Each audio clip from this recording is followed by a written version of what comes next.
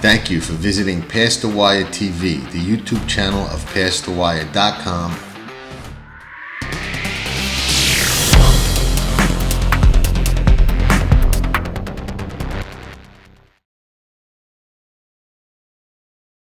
Welcome to Past the Wire TV and a little early Breeders' Cup talk with myself and Keeneland Dan. Most of you know Keeneland Dan. It's never too early to talk Breeders' Cup. Dan and I go back a long way. We're going to give him a little blast from the past before we get started. We'll hope you enjoy the show, Past the Wire, and you'll get some clues and hints in this video. Has a lot coming up for the Breeders' Cup. Keeneland Dan does as well. We'll get a little head start on a game right now, and hope you enjoy the show. And we'll be back in just a minute.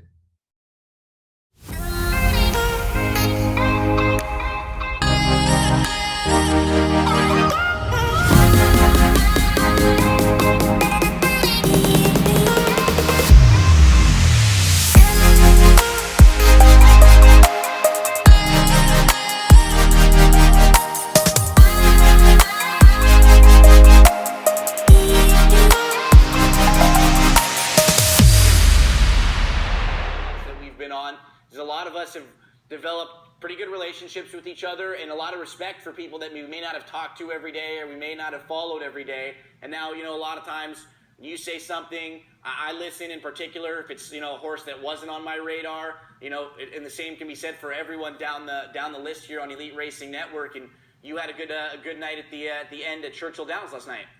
Yeah, absolutely. I mean, if I wasn't on and listening to John early in the morning, the Pick Six King, I'm telling you, I was against that horse of Cassie the Six. I just thought, Woodbine Shipper coming into slop. I'm going to try to beat him with the 3, try to single the 3, keep my ticket down. And when he said, I think this horse is a single, and he kept, making good points about it, I just went back and said, you know what? Why don't I just double my ticket? I'm not spending that much anyway. It was only $45, so I went to $90.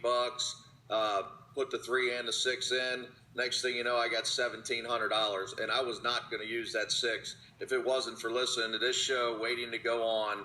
And John made such a good case for him. I just said, to heck with it. I'm just going to use them both. And that's what this show's all about. It's not to structure your exact ticket. It's to give you some hints, steer you a certain way.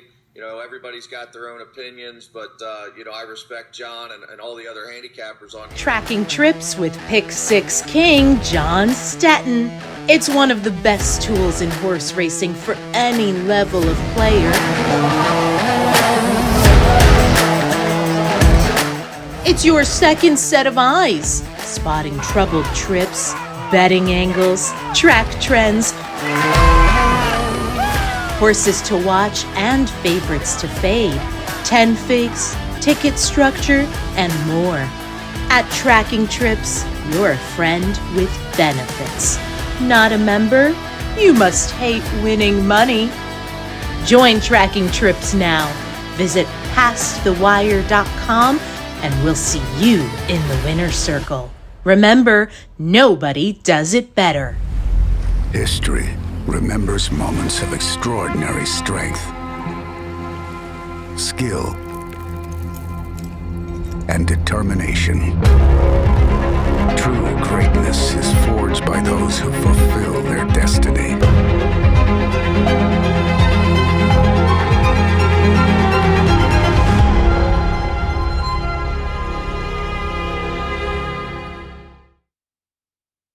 Well, if nothing else, my friend Dan, that was a blast from the past. We go back a long way to the Elite Racing days and giving out horses on that network that unfortunately never really made it. They didn't show the races live, and I think they were up against it for that reason. But it was a lot of fun back in those days. Yes, it was. We kept thinking that the live racing was going to come, Right. but I guess they never got permission. And I tried to do the same stuff about 3 years ago on that Twitch, where me and a couple guys would sit on a couch, kind of like what Barstools does with football. And the powers that be told me no way that they will ever release the feeds. So Yeah, no, and without feeds, I think you're spitting in the wind with that kind of stuff. You know what I mean? People want to watch the races more than they want to watch anybody talk. I don't care who it is. Exactly. That's just my opinion. You know, I would want to watch the races. If I can't watch the races, you know, I'm really not interested. Uh, it's never too early to talk Breeders' Cup. I know it's early. I don't know about you. This year, I'm really excited about it. I think there were some. Well, there are always great opportunities at the Breeders' Cup. We know that, but it's in your backyard, Keeneland Dan. You've got a list of rules. We're going to talk about some of them. They hold pretty good over the years. Historically at Keeneland, I think they're good rules. I think they're things that can lead people to making some good decisions come Breeders' Cup Day, and we'll talk about them. Let's start with two things I want to mention and get your take on. Okay, you're Keeneland Dan, so no better source to ask. I think that in two specific races at Keeneland, okay, we're talking specifically Keeneland, the mile dirt and the mile turf draw is, in my opinion, vital. And I think draw a lot of times, with the exception of the rail and the Kentucky, a lot of times is overrated. Okay, and people make more out of it than they maybe should. But I think a mile on the grass at Keeneland and a mile on the dirt at Keeneland, with that very short run into that first turn, and usually a lot of speed horses and quality horses jockeying aggressively for position, vital. What's your take on the draw in those two races, specifically at Keeneland? The dirt race is monumental, especially if they fill the field, which, I mean, if none of the big boys go in the dirt mile, which we hope that they don't chicken out and end up in the B race, you know, Right. Life is Good goes, you know, where he should go. You know, I don't know what Chad's going to do with Jack Christopher. He may end up being a big favorite, but if he would go in the sprint, now the dirt mile really opens up. And yeah, none of the A-listers should be in it. It'll be, you know, 14 or 12 B-listers, but it makes for a great gambling race. Right. And I think the post position would be gigantic in that, because you cannot be in that 10, 11, 12, and God forbid they do 13 or 14. The run to the first turn is almost not fair as it is. Right. Now, in the normal mile races that they've been running the last few years, they never get big fields. It's always 6 or 8 horses. So it's not that huge of a difference. But still, even when you look at those stats, I mean, the 5-hole in win almost every race. So, Right. you know, will that hold in a 12-horse field? You know, unless some big favorites, you know, on the outside where it doesn't matter and just is too much for him. But I'm hoping that Steve Asmussen runs Gunite in there and he draws a good post, because I think Gunite's a 3-year-old that's just getting better and better. Just beat Conager pretty easy here at Churchill, and I don't think he's going to run him against Jackie's Warrior. Do you? I mean, I would No. do that. Right. Either got to not run him or put him in the mile, and a mile's fine for that horse. So Yeah. No, I agree. you know my feelings on the dirt mile. I just wish they'd eliminate it. I think it hurts the classic and the sprint. And if they would just get rid of it, you'd have 2 12-horse fields and you would have great races. Yeah, no, I can definitely see the logic to that across the board, with everything that you said, really. I happen to like it because I just think it turns out, you know, unless you got like a Knicks Go or something like that, it turns out to be a good betting race and a good part of a multi-race sequence. So, but yeah, no, you would definitely have 2 better races. In the sprint classic without. Now, getting to your turf mile point, you know, Order of Australia won from the parking lot here last time. Right. So, you know, I think Hit It a Balm won the 2-year-old race a couple years ago from the parking lot. So I'm not sure the post outside wise is that bad on the turf. I don't want the 1, 2, or 3 in the turf mile.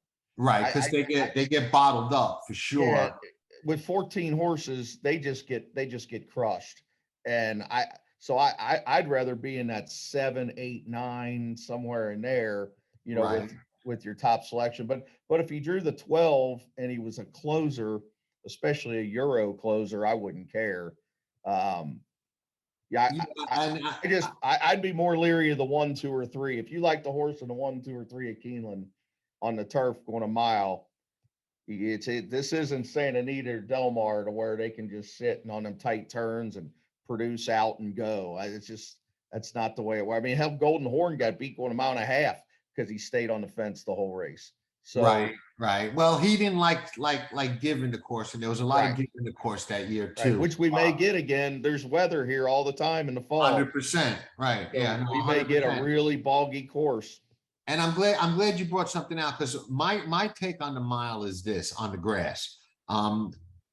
If it's a deep closer, I can live with an outside post. But if it's a speedy or stalker type of horse, then I don't like it, because I have a Right. feeling they get hung out wide. And I just seem to remember, and again, this is not something I don't think you could look up a stat on, but it seems to me that a lot of years in a lot of those mile turf races with big fields, when you get those Euros in, some Euro always blows that first turn and takes 2 or 3 horses out of the race completely. And it's always one of the horses I got. So I'm like, okay, I got 4 in here, 2 of them are out, and I'm hoping for the other 2. So, if it's a stalker or somebody going to be in the middle of the pack and they draw outside there, I really downgrade them a lot, because I worry about one of those Euros or somebody just blowing that sharp turn. And just memory tells me that I remember a couple of times where it happened. I can't give you any names, but I know it's happened, and I know it's happened to me. So I think draw is important, in my opinion, in both of those races, probably more so than any of the other races. Yeah, now the dirt sprint, because the superstar hates the inside. If Jackie's Warrior would draw the 1, 2, or 3, I'm betting against him. Okay. Now if he draws the 7, 8, or 9, he's probably a single. So I mean, I just know that horse. And last year, as soon as he drew the inside, I told everybody, you better bet against this horse. He's going to be even money. He's not going to win from in there. He does not want horses to his outside. He doesn't care about stalking. It's not Right. that, he just doesn't want horses on his outside. It drives him crazy for whatever reason. And you can look at every loss he's ever had. There's always horses on his outside, and he stops. Right. There are some horses that have those quirks and idiosyncrasies that they just, they don't overcome and they don't run past. So, it does happen for sure. Let's talk about some of your rules. Okay. Specifically some of the Keeneland Dan rules that apply. And I don't know if any apply more to the fall or to the spring meet, but the ones that apply, if more to the fall meet, and the ones that you think will be really relevant in the Breeders' Cup Classic. And one that comes to mind that, you're the first guy I ever heard say it maybe 10 years ago, okay, about the California horses coming to Keeneland on the grass and historically not doing well at all. Every now and then one wins, but historically that's a bad percentage. A lot of them get beat in races that they look like they might be the best horse or should run better. So let's start with that one and how it may play out in the Breeders' Cup, and then talk about some others. Yeah, I'm completely against every California horse on the turf at Keeneland, and the Breeders' Cup's even worse because now you add the Euros in there, Right. and and it happens every year. There'll be 2 or 3 horses with these big reputations from California that come in, and they'll make them 3-1, 5-2, and they just don't run. I mean, I think I've been beat by 2 of them in 20 years or something. You just, I guess you could catch one in an allowance race where they're dropping or something. But for the most part, especially on Breeders' Cup Day, there's going to be undercard races where there'll be 3 or 4, California horses coming in out of the 12. They're not going to win. I mean, Right. you could just pitch them. If you want to put them at the bottom of your try, that's one thing. But if you're betting pick 4s and pick 5s, to me, that's the best way. You just look at the 12-horse field, and I don't even look any further. I see, John Sadler, 4 straight races at Santa Anita, gone. Why do you think that is? What do you attribute that to? My opinion is turf racing in California is just not nearly as deep. The better turf horses are in the Midwest and in the East with those types of trainers. And it's a different turf. The turf out there is like concrete. I mean, it's fast. They're running times. You're like, whoa, 106, 107, 6 furlongs. It's like, what is going on? You know, Right. because it's concrete. Where here, there's a lot more rain. It's more sand based to where they it's just not the same. Now, grass is not grass. I mean, anybody that's walked on grass after, rain for 3 days versus, a hard golf course where you're just skipping across it, that's basically what it is. And you got 1,000-pound animal that sinks into that. So to me, and then you're running against 10 of them that are used to it, that like it. So that's my opinion as to why a lot of them come and just run up the track, because they're like, whoa, what? This ain't what I'm used to over here, Right. So that's why I throw them out most of the time. And a lot of times the trainers, they put them in the wrong races, because just because they're a grade 1 or 2 horse in California on the turf doesn't mean they're coming here winning the Maker's Mark Mile. Right. Maybe they could win a grade 3 out here, but it's not comparable a lot of times. So that's why I toss them. And you hear California speed, not on the grass at Keeneland, it's Wesley Ward speed, Right. So, now if it's an East Coast trainer, it gets a little muddy sometimes. Say it's a Chad Brown that they shipped out west and he ran twice and stole the Hollywood Gold Cup or whatever, or the Hollywood Derby or Hey, whatever. that's still an East Coast horse to me. Yeah. You Yeah, know, he's still an right. East Coast. Just because he ran his last start or two out there doesn't mean he's from there. He trains Right. here. The trainer's from here. A Graham Motion or somebody that ships him out there, that don't count. I'm talking about, West Coast trainers that come here with West Coast horses. I eliminate them. And I just, I don't get burnt very often by it. And for the most part, I eliminate them on the dirt too. I'll take them on the dirt if they're in the perfect situation. If they're going 7, if they're in the 8 hole, and they're in a field they can beat.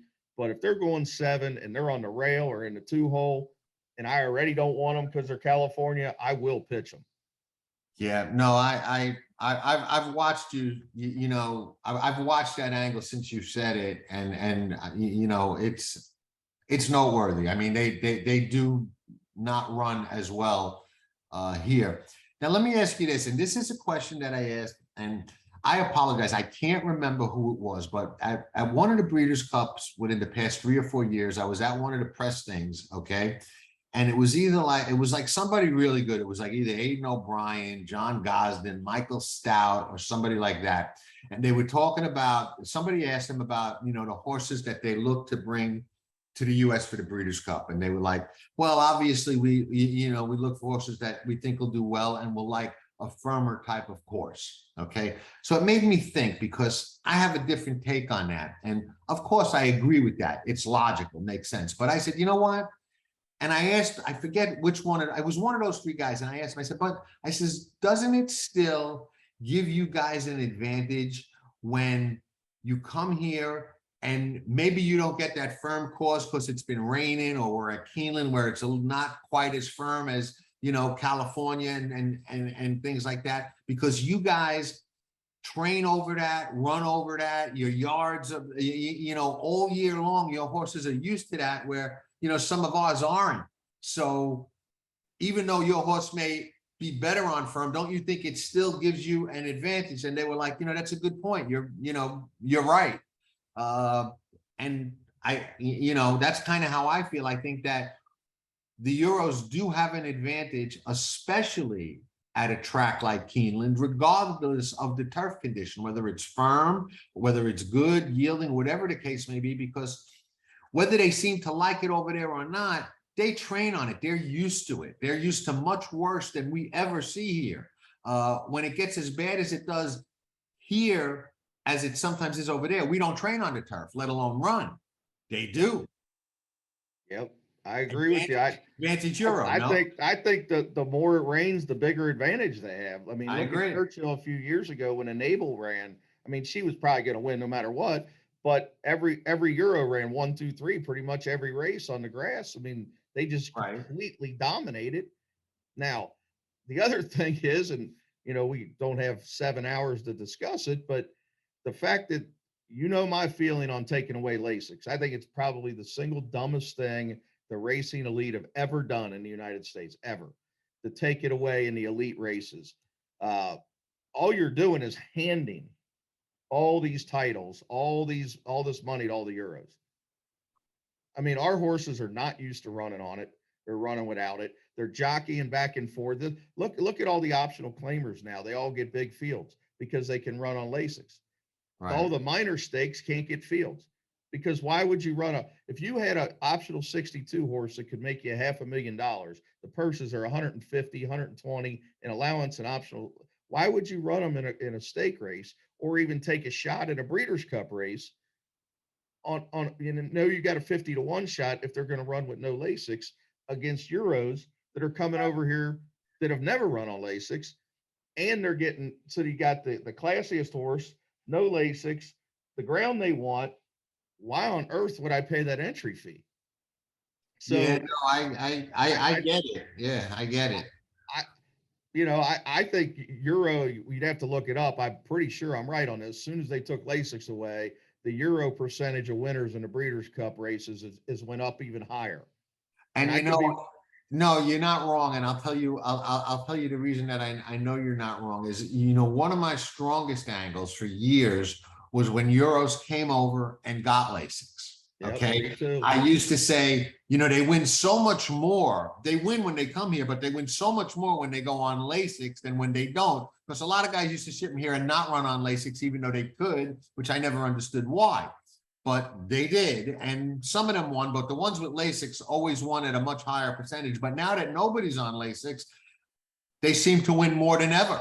So it kind of negated that theory. And I'm like, just doesn't matter. They just, both scenarios seem to favor them. Adding the LASIX, which is something they didn't have, or now, as it is now, running without it when they're used to that and our horses aren't used to that. So, I agree. I think whoever made that decision, I'd love to sit down and say, how does this benefit the horse? Well, that's a whole nother discussion. How does it benefit the horse? How does it benefit the player? How does it benefit anybody? It just I will say this. I'm not a pro LASIX guy. We differ on that, but for completely different reasons. But nothing that racing does from a management perspective, in my opinion, is done for the protection or betterment of the bettor and the gambler. It's just not the way our sport is, even though the bettor fuels it along with the owners. But the bettor gets no respect and no protection, and nothing is done for their none. benefit. We're told pay 13, 14,000 for tickets to come watch. Oh, by the way, though, you got to park a mile away. The food over here is $25, $35. A beer is $10. And you can't bet on your phone because you get a rebate on that. So we want you to put it through the window where you get no rebate. Yeah, I can't wait to load up and come. Yeah, I'll be sitting where I'm betting with my rebate. It's a crazy dynamic, and people that are anti-rebate, and there are some of them. It just doesn't make sense to be anti-rebate if you're a bettor. You don't leave money on the table. You know what I mean? It's a serious equalizer. If they told me tomorrow everybody's rebates are gone, but takeout's 10%. I could live with that. But Right. you're not going to charge me 24% like they did at Parks and not give a rebate when I know the bigger players are getting 17%. Right. No, it's insane what they do. But I will say this, I have a very good rebate deal that I'm extremely happy with. And every Tuesday when I check my account, it makes a significant difference, man. It makes a significant difference, and sometimes it changes your whole perspective. You could have a bad weekend when you lose and then go look at your account Tuesday and say, it wasn't that bad. You know what I mean? And I didn't pick a winner. And then you got a bunch of money in your account. Who wouldn't do that? It makes no sense. How many times were you not going to bet and you looked in your account and you had 300 or 400 there in rebates? So you just made the bet and ran it up into 5,000 or 6,000. It's happening. You were never even going to bet because I didn't want to pull it out of my checking account. It's I know I'm extremely pro rebate, and I've been helping smaller players get rebates for 10 years now. And I, Right. the bigger, and anybody that bets serious money, which I think over 100,000 serious money, if you bet over 100,000 and you're not getting rebates, you need your head examined, because Right. you're flushing 5 to 10,000 in the garbage. Right. And if you're getting only 1 or 2%, you're making a mistake. You need to talk to Dan or me or somebody about how you can get more than that, because you deserve it and it's out there, and you don't leave money on the table. Back to the Keeneland Dan angles. Okay. Yep. California turf horses, we stay away from. What are some of the other ones that really hold up, and some of the ones that you think are going to be important in the Breeders' Cup specifically? Now, in the sprints in the Breeders' Cup, I think it's extremely important. Rule number 6 is you need a speed horse or a stalker. Do Okay. not take dead closers in the 6.5, 7 furlong races. That one turn race at Keeneland, they don't come from way back. You're Right. not gonna, if they turn for home and they're 6 across and your horse is still 4 lengths back, he's not storming home. This isn't Churchill. They're not. It's not going to happen. Right. Some stalker, like when Run Happy won the Breeders' Cup, he stalked third, and it took him it was life or death to get by the leader. Right. He had to really dig in, and there was like a 40-1 shot that ran third and fourth that were on the pace the whole way. Right. And it's going to happen in the sprint. The 4 horses that are going to go are probably going to run 1, 2, 3, 4. Now the filly and mare sprint 7, it's a little different, but I'm telling you that you could get a bomb, but it's going to be some stalker in the 10 hole, 11 hole, somewhere like that, that's going to lay third or fourth. It's not going to be the filly that's laying 12th. Right. No, for sure. When my dad was alive and we used to go to the racetrack together, he used to have certain rules similar to yours. And Keeneland, he had one rule on the dirt. And this is before they changed to synthetic and changed back. So we're going back with, but his only rule at Keeneland was speed on the rail.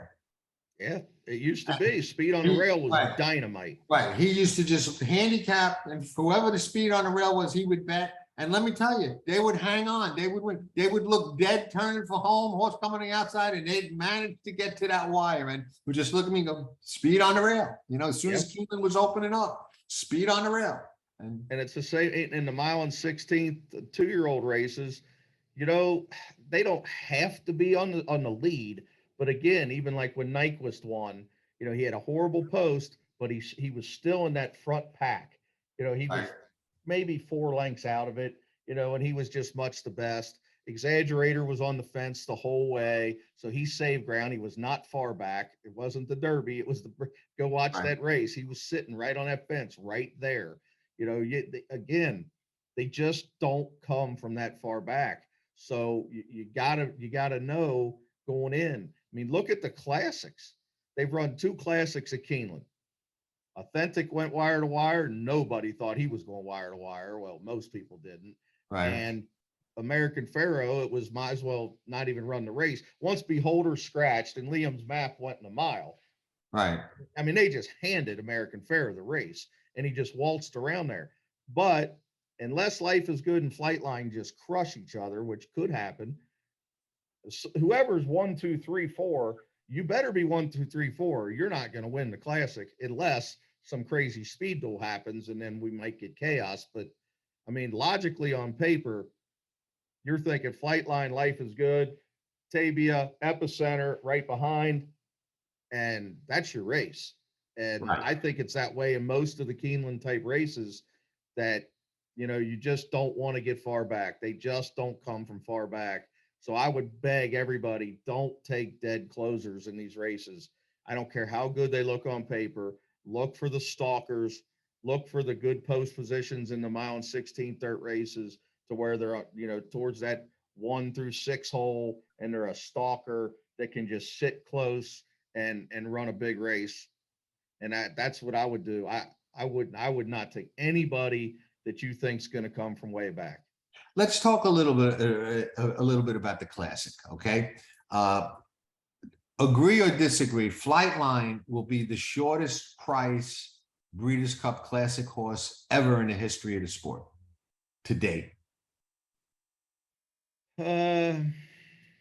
I'd have to know which one's the lowest so far. I would want to guess, and I'm guessing that the Slew of Gold, the first year, probably was the shortest price, or might have been real What close was to it. Cigar? Cigar too might have been, but I think Cigar was like an 8-5, 7-5, if memory serves I mean, correct. if Life is Good doesn't go in that race, Well, assuming he does. if he does, Flightline, I think will be 3-5. Yeah, and I think that would make him. And I'm not endorsing him. I I'm just saying understand that. I didn't say that. he's probably going to be 3-5. I If think Life is Good doesn't go. probably 1-5. Right. Now, let me ask you this question, because I have a very strong opinion on this. If you're Todd Pletcher or the owner of Life is Good and you're in the paddock, what do you tell Irad Ortiz? Go to the lead. Absolutely. Make him come get you. This is Keeneland. Yeah. Look who's won the last 2 classics. Wire to wire. Get to the lead. I don't care if you go 108. I don't care. Just be clear and say, okay, monster, come get me. And make Pratt make a decision. Do I go 108 right next to this horse, or do I let him go? Because it is Keeneland. And if I let him go and sit 2 lengths behind him, I'm not going to have tomato cans behind me. I'm going to have really good horses sitting right behind me. Right. Epicenter, Taba. I mean, them horses are really good horses. They're going to be right behind me. So I don't know. I love it. I love it because I went out for coffee this morning, and I'm talking to my friend, and he brings up Flightline and the Classic, and he says, he goes, Flightline has never really ran past a horse as good as Life is Good. It'll be interesting to see what happens. So I said, listen, I said, here's what I think. I said, if I'm Irad Ortiz or Todd Pletcher, I tell Irad, listen, you go right to the lead. The way you beat Knicks Go into Pegasus. This is Keeneland. Like you said, we believe our horse can get the 1.25 miles. Okay. Keeneland is the kind of track that a horse that can get 1 1/8 can get 1.25 miles over under the right circumstances. You go to the lead, and that old expression, run them off their heels. Don't worry about the fractions. Go 22, 46, 45, 109 and change, 108 and change. Don't worry about it. Just make him come get you. Because let me tell you something. If he's got 3, 4, 5 lengths on Flightline and at Keeneland, and he goes 109 and change, and he's got 3 or 4 on him, that's a hell of a horse race from there. He's, Flightline's going to big time horse race from there. Really do something to reel him in, And Pratt, I think Pratt's got his hands full. I really do. Well, he's gonna have to really think, and I don't know that he's gonna think like you and I. I think he thinks, hey, I'm on the best horse. I'm not gonna chase that guy. I'm not gonna get goaded into no speed duel. I'm gonna sit back, ride my race, and reel him in because he said he's made the statement. This is not the best horse I ever rode. This is the best horse I will ever ride. Okay. That's a bold statement, okay? Bravely spoken, okay? And he may turn out to be right. I'm not disparaging him nor the horse, but I think that's a bit of a tell as to how he's going to ride. He's going to ride, like I got much the best, and I'm going to win, and he's going to do exactly what he's done, and that could be an undoing, And if he does go after him early, then who knows what could happen. You know what I mean? Then you got a real interesting thing. You could see, just a really crazy race. Epicenter and Taba are really, really, I'm assuming they're both going to run. I mean, so am I. I mean, they are really, we were both on Taba hard on Saturday. Right. I mean, I never dreamed he would be anything over even money. I knew he was going to get hammered. And he won exactly like we thought. He was going to sit second or third. He's going to do the same thing in the Classic. So he's going to be with Epicenter, I think, right next to each other, and they're going to make their moves together. Now, are they good enough to get the Flightline? I don't know. I agree. But Pratt's going to have to make a decision, because if he goes early at Life is Good, maybe he gets nailed late. If he doesn't go early, Life is Good might be 5 in front, turning for home. So, Right. I mean, I can't wait. I just hope they all get there, because we all Me know too. there's problems out there. Horses scratch all the time. Sadler's not exactly great on the ship. I mean, I know he won with what's his name? Accelerate. He won with Accelerate, Accelerate. Churchill. He kind of got the monkey off his back a little bit, but historically, right, on the ship, he's not as good as he is in California. That's for sure. And you got a horse that, And we haven't even mentioned Olympiad yet. right, who's a legitimate. We haven't mentioned Hot Rod Charlie. Right. I mean, there are now. I don't know, and maybe you do, what's happening in Europe or Japan with. I mean, let's face it. They changed the winner of the Kentucky Derby by sending them 2 horses here, Right. and they went out in 45 and messed the whole race up. Right. I mean, if they were 20 American horses, the pace is 47, and Epicenter probably wins. So, are they going to send some long shot and put them in the Classic? I don't know. I don't know about any long shot coming in the Classic. The only Euro I know, I believe right now that I know is coming, and I don't know anything about Japan. I believe Mishriff is coming to run in the Classic. But Mishriff is not going to be on the lead, and he's not as good as he was last year and the year before. So I don't know.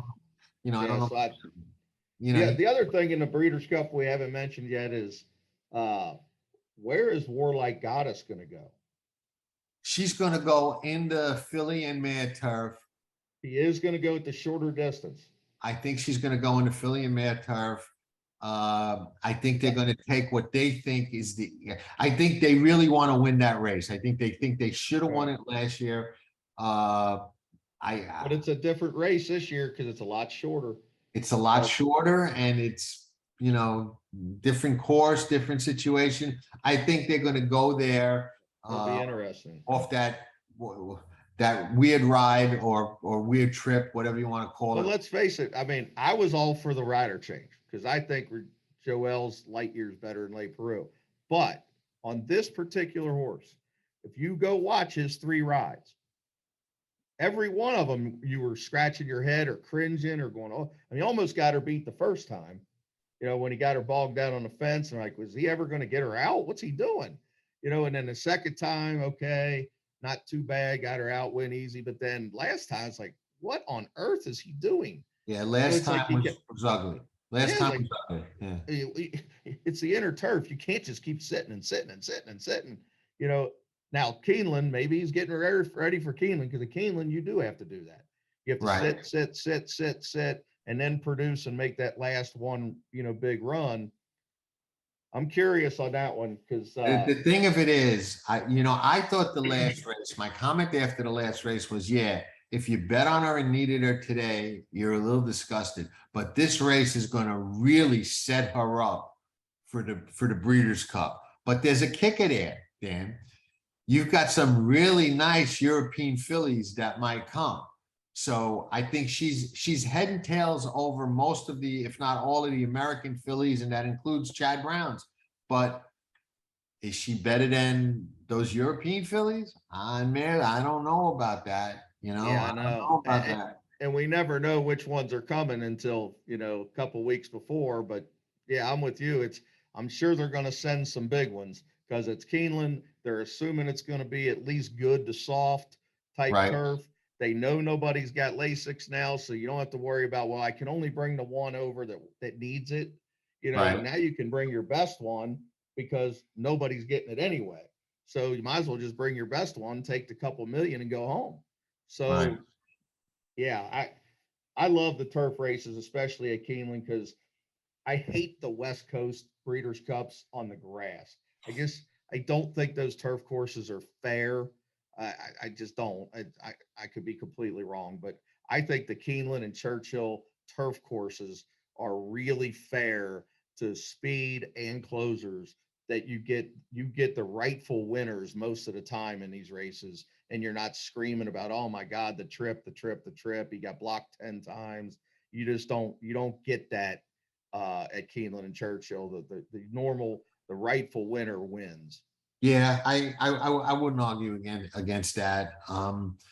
Any other of your angles that you think are going to be important? And listen, you send me the angles. I'll put the link to them if you want. Your rules. I'll put a link to them in the comments of this video. I'll put a link to your website and everything that you're offering for all your Breeders' Cup packages in the comments to this video, so people can reach out and get everything that you have to offer. I'll put my Breeders' Cup seminar info in there. We'll put everything in the comments. So, but your rules, I think a lot of people will really appreciate that if you want to send them. I'll gladly put a link to them in there. But any others that you think are going to be important and come into play on the big weekend?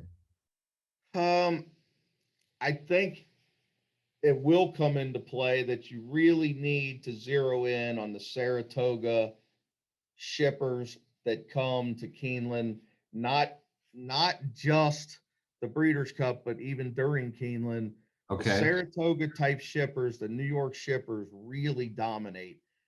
Some of them will come from Churchill September over, but the ones with the Saratoga background, the horses, the babies that got 1 or 2 starts at Saratoga and they come to Keeneland and they didn't run very well at Saratoga. They ran that flat 47, 50 type buyer number, man.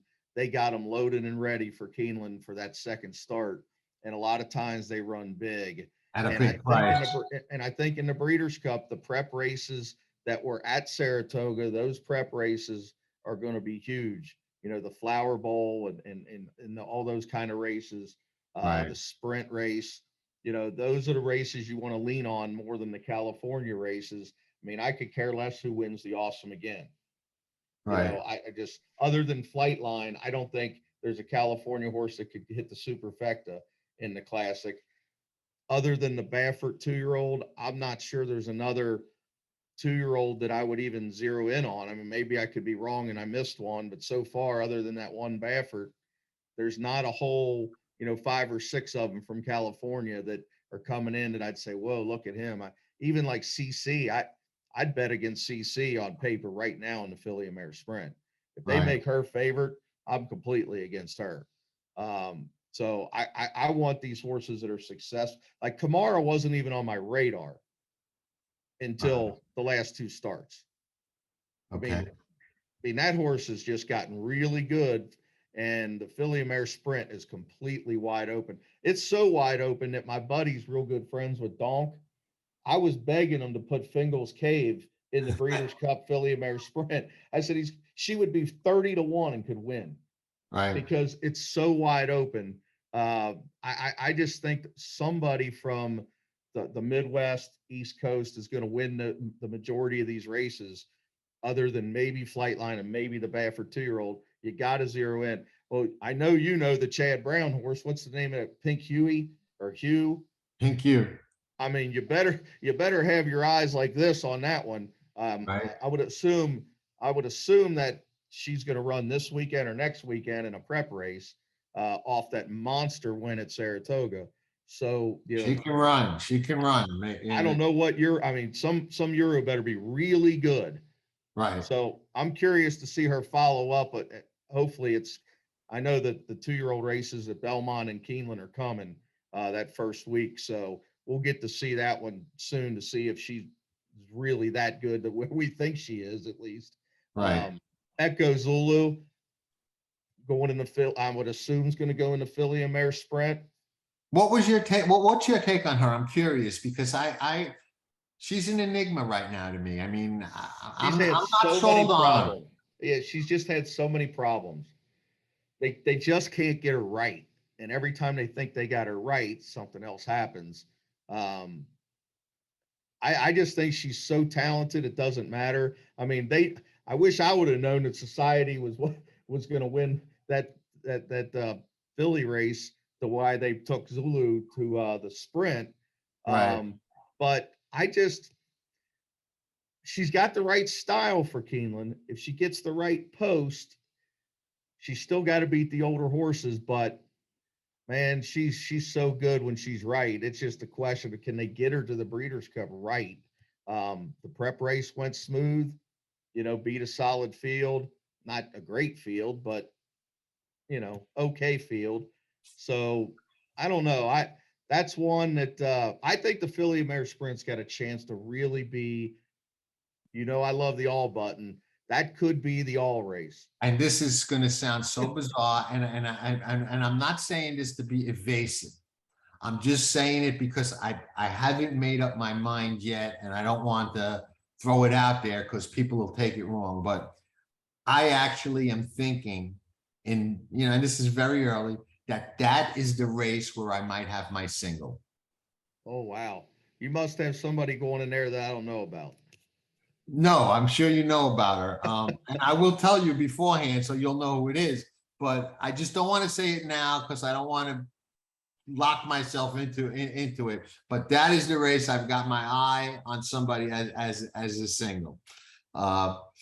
So we'll see what happens. And I always like to find a single in a race like that other people don't have a single, because theoretically, okay, I don't like to bet horses defensively. So let's say I'm against Flightline, but I realize he could win, and I'm betting a pick 6 and a pick 5 for big money. If I single that horse, I could use Flightline and a couple of others, because that horse might be 6 or 8 to 1. Nobody else has got her singled. If she wins, I bet her to win. So I'm already a winner for the day. And now I'm alive in a situation where, hey, I could cover myself with Flightline and make some money, but if one of the other horses I think can win wins, I could hit a grand slam. And that's how I like to structure those multi-race wagers. Find a single in a race where a lot of people are going to spread. That's a very tough race, and say, you know what? If I'm right, I'm right. If I'm wrong, I'm a big boy. I'll go home and lick my wounds. It won't be the first time. You know what I mean? You know that as well as anybody. Oh yeah. It's a tough game, I agree with you on that. I hate having a single in the last race of a pick 5. Pick 6, not as big of a deal, but the pick 5, I hate it. I just can't stand it. I want to have options.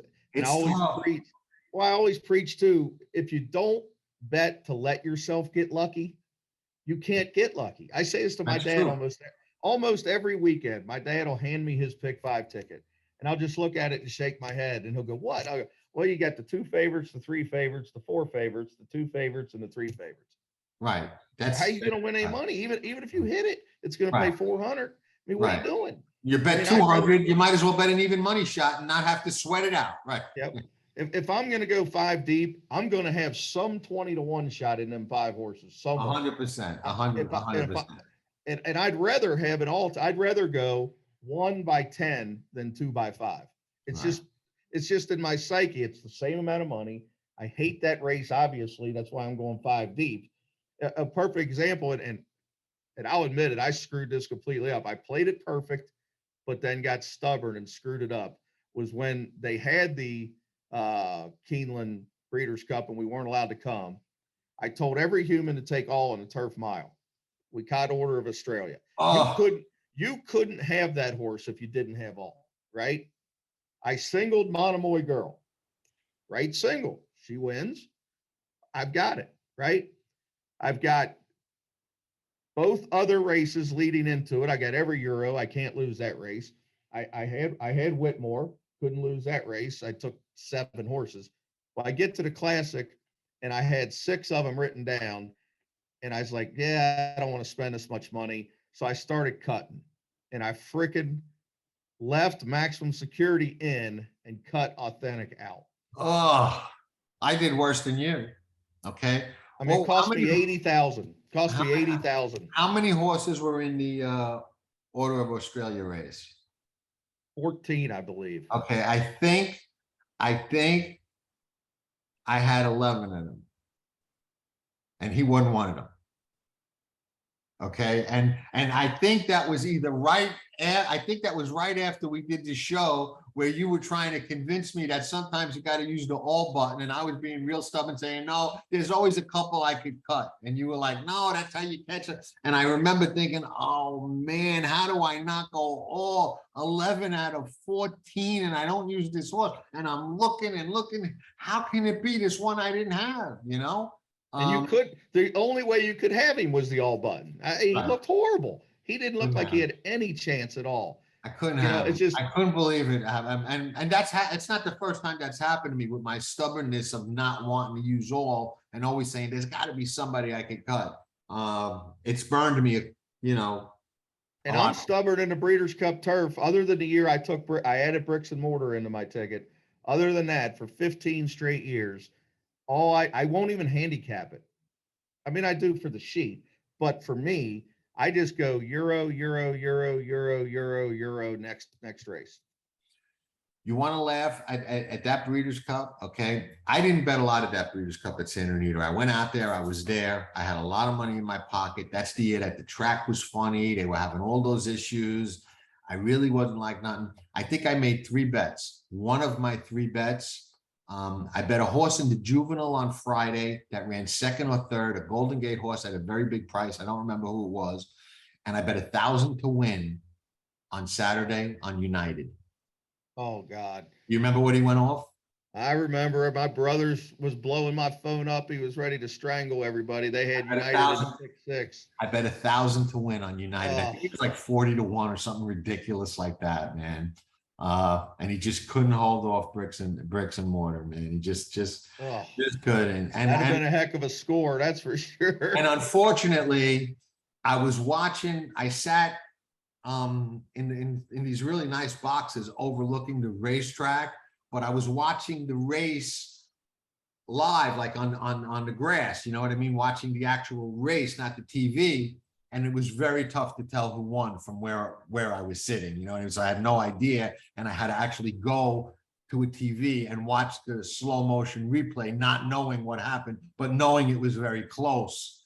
And that was a tough one. And I only made a couple of bets that because just I'm very patient like that. You know what I mean? Like I said, I went with a pocket full of money. I'll usually bet 10, 15, 20,000 that weekend. I just didn't that year. I just couldn't wrap my arms around anybody.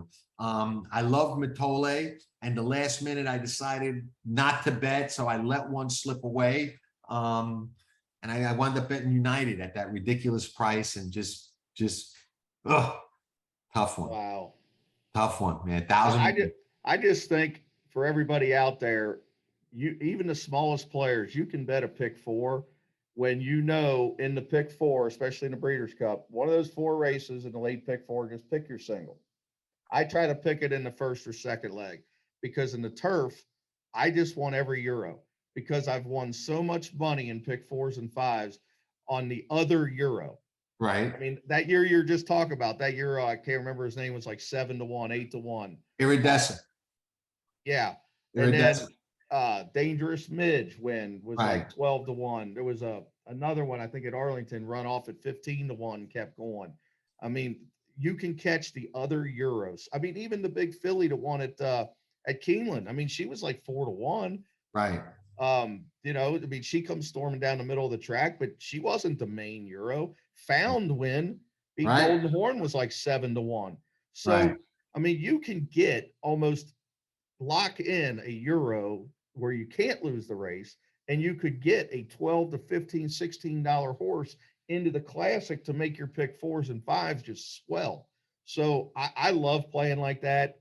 I don't think you have to take a bunch of illogical horses in the classic, but you want to at least have a few of them because not every year Knicks Go and American Pharaohs just run off and win easy. And Right. sometimes that second, third, or fourth horse that everybody was kind of, you know, well, maybe he can win, maybe he can't, does win. So, you know, Pleasantly was it Pleasantly Perfect?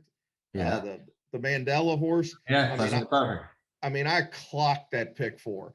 And Right. all the guys sitting with me in my backyard were like, why you like this horse? Like, you know, I'm just trying to take a few of them in here to make sure I don't lose. And I Right. didn't think that's the big speed horse that was the big horse that year.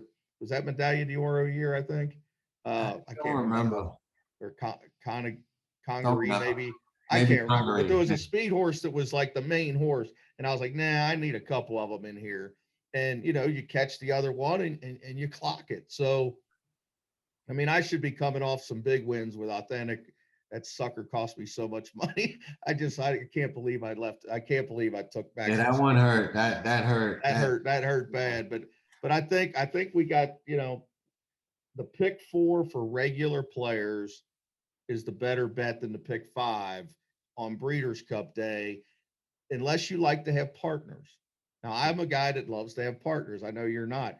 My buddies and I bet pick 5s all the time, but if I was betting these pick 5s on my own, I'd go broke because, I mean, man, these tickets get so costly to try to hit on Breeders' Cup Day to where you can have 100% of a pick 4 and it could still pay 4, 5, 6, 10,000, and you don't have to go that deep if you've got a single. So I'd recommend, don't worry about what that pick 5 plays to the common player, the regular guy. Just bet the pick 4 and be happy. Yeah, no, you're right. And let me tell you, the way I bet is so dangerous. I've made a lot of big scores on pick 5s and pick 6s, especially over the years, but some of them stick out that are the losers. Okay. The year that Proud Truth won the Classic at Aqueduct, okay, I bet a $5,600 pick 6. Okay, it's a big bet. Start the card. Okay. Yeah. I got knocked out in the first leg. Precisionist beat Smile on the wire. I had 3 or 4 other horses, but Smile was one of them. I did not use Precisionist. To this day, I wish I could tell you why I didn't. Right out, bang. It's tough, man. I mean, it's that kind of game. Enjoy talking with you. I know it's early. I will close out with 2 things quick. There are a couple of really good 2-year-old European horses that might be coming that are going to be a handful. So in the 2-year-old races, I will say, pay attention to the European horses. I know we said pay attention to them anyway, but there are a couple of really, really good ones that I believe might be coming. So we'll see what happens there. And I bet and watch European racing now as much as I do American racing. I've really gotten to like it and embrace it. I tape all the races. I watch the replays. It's really, really fascinating. That's one thing. And I will say this in the Classic. I've been a sheets guy for many, many, many, many years. Okay. Started with Rags, now use Thoroughgraph, but both of them are good products. There's really only one horse that looks like they're going forward in the Breeders' Cup Classic. A lot of horses look like they're going to repeat. A lot of horses look like they're going to regress, and everybody reads it differently, but I'm very comfortable with the way that I read it. A lot of horses look like they're going to run the same, regress, and some of the ones that look like they regress look like they can regress and still win. But there's only one horse that looks to me like they're going to go forward and run their best race, a race we haven't seen yet, and that's Tabor. So I can't disagree. Take that for what it's worth. I think Tabor's going to be I think Tabor's got a monster chance to win, and I know nobody wants to hear that. I know the political people don't want to hear that. This is not a political show. It's a horse race. Exactly. We're talking about a horse race only. I think that horse has a monster chance to win. I won't argue with that at all. Keeneland Dan, fatbaldguyracing.com. We're going to put in the comments a link to his site, all his Breeders' Cup packages. We're going to put a link to his Keeneland rules that you should print out, save, and take the Keeneland with you. We'll put our Breeders' Cup seminar information in there. Maybe we'll even have Dan back again before the Breeders' Cup when we kind of know who's running and who's not, and do another quick show. We go back a long way, Dan and I, picking winners together and scouting these horses like you saw our elite racing thing in the beginning. So, Dan, I won't take up much of your time. I know you got a meeting. I appreciate you coming on. Ciao. If I don't talk to you before, which I will see you in Keeneland, in Lexington, and we'll say hello. And send over that stuff. I'll get it put up there for us. All right. Send it now. Thank you so much. All right, buddy. Ciao. Enjoy. Great. With some exciting news. DRF Formulator, the gold standard in past performance information, is now free exclusively on DRF Bets. Join DRF Bets with the promo code WINNING. Get a $250 first deposit match bonus, a $10 free bet, and free Formulator already uploaded to your account. Access Formulator's premium features, including sortable trainer stats, race replays, personalized trip notes, and lots more. Free Formulator exclusively on DRF Bets. And I thought I knew it all until I started reading Past the Wire. You should read it too. Thank you for visiting Past the Wire TV, the YouTube channel of PastTheWire.com. It's just about time. We're less than 2 months away from the Breeders' Cup, a little less than that away from the annual Past the Wire Breeders' Cup seminar.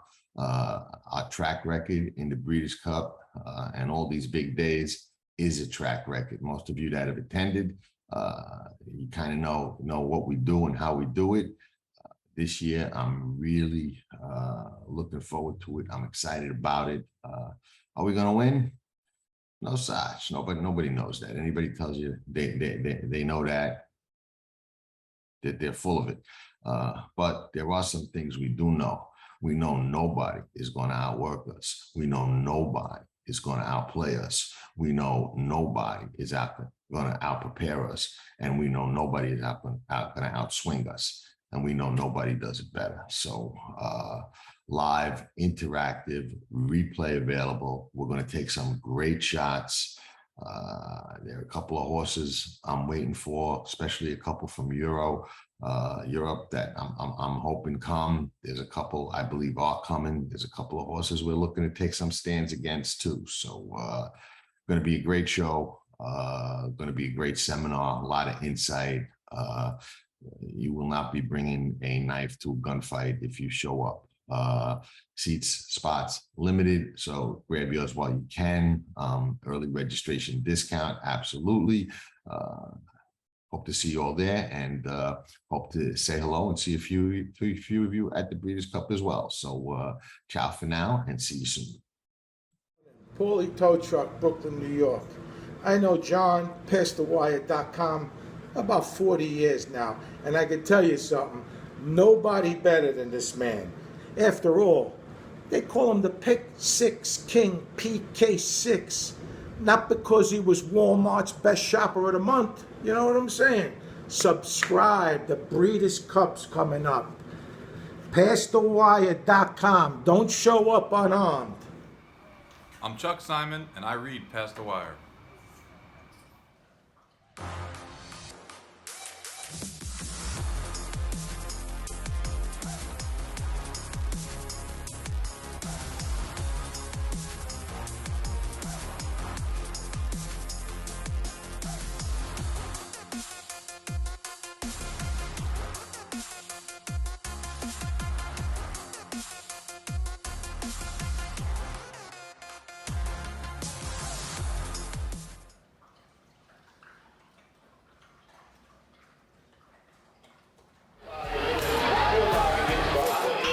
Nobody does it better.